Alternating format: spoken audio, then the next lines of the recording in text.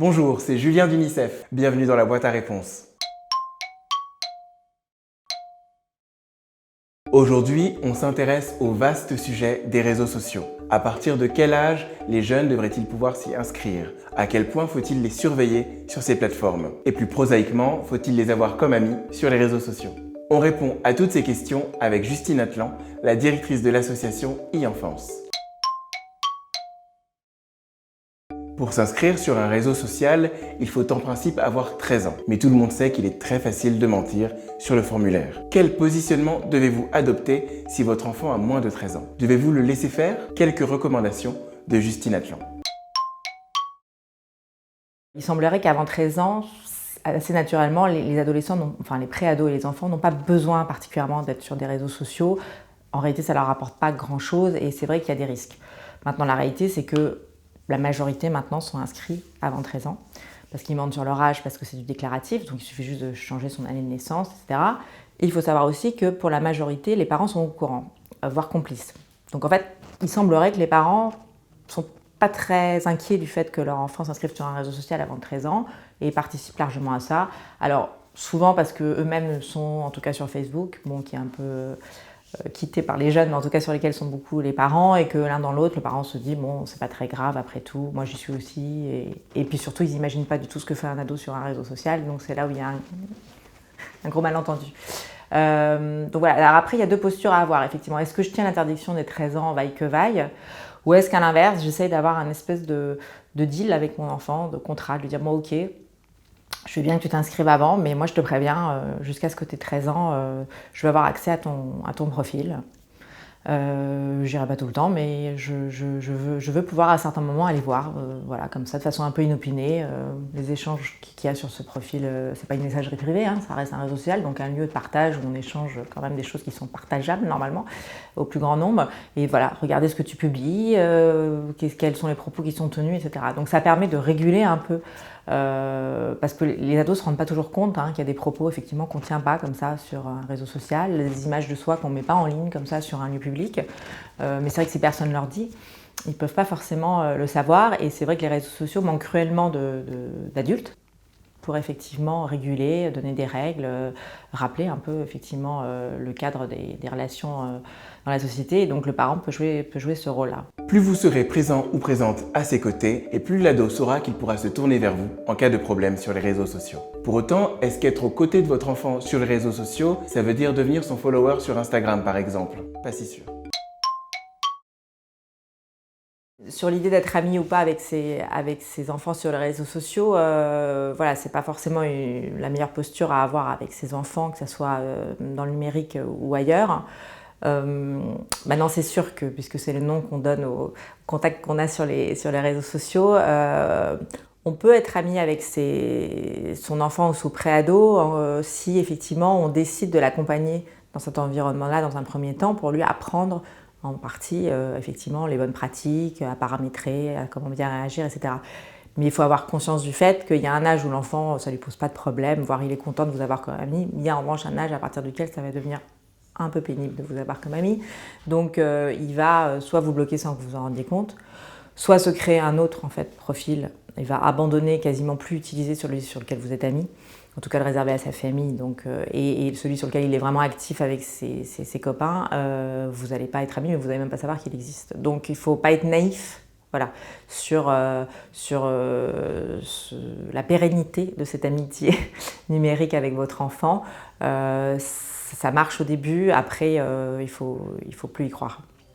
Vous avez le sentiment que votre ado passe beaucoup de temps sur les réseaux sociaux, bien plus que vous n'en passiez au téléphone à son âge? Alors comment poser un cadre que chacun et chacune pourra respecter? On a tous, y compris nous, parents adultes, envie de réguler un peu ces usages qui nous ont largement tous débordés. Donc il faut en profiter en général pour l'accompagner à la maison, y compris chez les ados. Maintenant, il faut avoir conscience du fait que même si on n'est pas obligé d'avoir les mêmes pratiques qu'eux, il faut aussi être un peu quand même vigilant sur nos propres pratiques. C'est-à-dire on ne peut pas interdire le smartphone pendant le dîner, mais soi-même regarder ses mails ou ses SMS qui arrivent parce que c'est le travail, parce que c'est ceci, parce que c'est ce que là. Il faut être capable, nous aussi, de réglementer ce temps-là, voilà, de le consacrer aussi à son ado, de lui dire voilà, c'est du temps que je te demande de me consacrer, mais je vais te le consacrer aussi ce temps-là. Ça, il faut être vigilant là-dessus. Après, oui, je pense que c'est très important effectivement d'avoir des repères. faire. Souvent on dit qu'il vaut mieux arrêter les écrans 2 heures avant l'endormissement typiquement. Donc c'est vrai qu'arrêter les jeux vidéo, arrêter ce type d'usage. Et pas être trop piégé par effectivement la demande de l'ado qui va toujours être si j'en ai besoin pour toujours quelque chose qu'il va inventer qui paraît primordial parce que je suis sur un groupe avec la classe, voilà. Donc il faut résister à ça et se dire non, moi je te le reprends, je te le donnerai plus tard. Mais ça encore une fois, il faut le poser tout de suite cette règle-là. Si vous n'avez pas habitué votre enfant à des règles et tout d'un coup vous en instaurez, ça va être effectivement beaucoup plus dur à mettre en place. Qu'est-ce que l'on publie sur les réseaux sociaux et qu'est-ce qui doit rester dans la sphère privée ? La réponse est la même, quel que soit l'âge. Ces supports sont des médias et il est donc question d'image publique et de large diffusion. En tant que parent, vous êtes vous aussi tenu à quelques règles. Avez-vous le droit de diffuser des photos ou des vidéos de votre enfant sur vos propres réseaux sociaux ? Le respect du droit à l'image, ça aussi, ça s'enseigne aux enfants et vous en êtes les premiers éducateurs. Théoriquement, alors évidemment c'est difficile de le faire avec un bébé, mais assez rapidement, il faut quand même apprendre à son enfant. D'abord lui demander s'il a envie d'être pris en photo, il y a des enfants qui aiment bien, des enfants qui n'aiment pas. Ensuite lui demander s'il est d'accord pour que je diffuse cette photo ou pas, etc. Je ne dis pas forcément que ça a vocation à être pertinent à chaque fois, mais c'est comme ça qu'on va élever l'enfant avec l'idée qu'un droit à l'image, qu'est-ce que c'est, comment ça s'incarne au quotidien, parce que lui-même, du coup, quand il prendra une photo, il aura conscience du fait qu'il faut qu'il demande à la personne si elle veut bien être prise en photo, qu'il faut qu'il demande à la personne si elle veut bien la publier, voilà. Et c'est que si moi je l'ai habitué à faire ça avec lui, qu'il pourra le faire avec d'autres. Et effectivement, ça va être compliqué pour des parents qui ont massivement diffusé les images de leurs enfants quand ils étaient petits, à un moment de leur dire « t'as pas le droit d'aller sur les réseaux sociaux avant 13 ans ». C'est un peu dur à tenir comme posture si moi j'ai utilisé comme ça. Et puis il faut avoir conscience du fait que du coup l'ado, quand il s'inscrit en ligne, il va hériter entre guillemets de toute cette vie numérique qu'il n'a pas maîtrisée mais que son parent a mis en ligne de lui.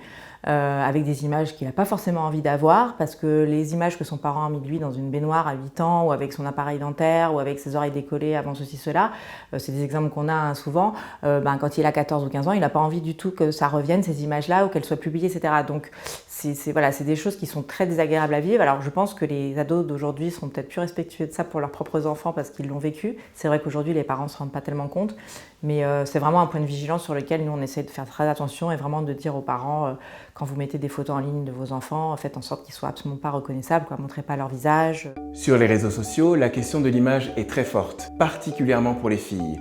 On leur demande d'être belles, d'être dans le paraître, de se mettre en avant et de publier des images d'elles-mêmes. Parfois, ça bascule et on leur demande des images intimes. Comment vous, parents, pouvez gérer cela ?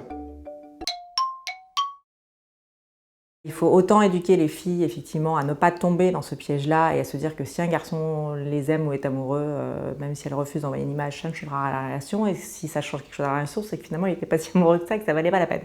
Et pareil, il faut éduquer effectivement les garçons au fait de ne pas demander ça à une fille. Si la fille a envie de le faire, elle le fera, mais on n'a pas besoin d'aller lui demander ou d'aller lui mettre la pression comme on voit souvent dans les échanges qu'ils ont, parce que souvent la fille va faire au début et puis le garçon va redemander, va revenir à la charge pour en avoir. Voilà. Et donc ça, effectivement, il faut éduquer. Il n'y a pas que les parents de filles qui doivent éduquer, il y a aussi les parents de garçons qui doivent éduquer effectivement leurs enfants. Ça se passe à deux. Merci beaucoup à Justine Atlan d'avoir répondu à toutes nos questions. Et merci à vous de nous avoir suivis. On espère que cette vidéo vous a plu et qu'elle vous sera utile. N'hésitez pas à en parler autour de vous, à partager tous les conseils qui vous ont été utiles, à réagir en commentaire et à nous poser d'autres questions. On se retrouve le mois prochain pour une nouvelle boîte à réponses.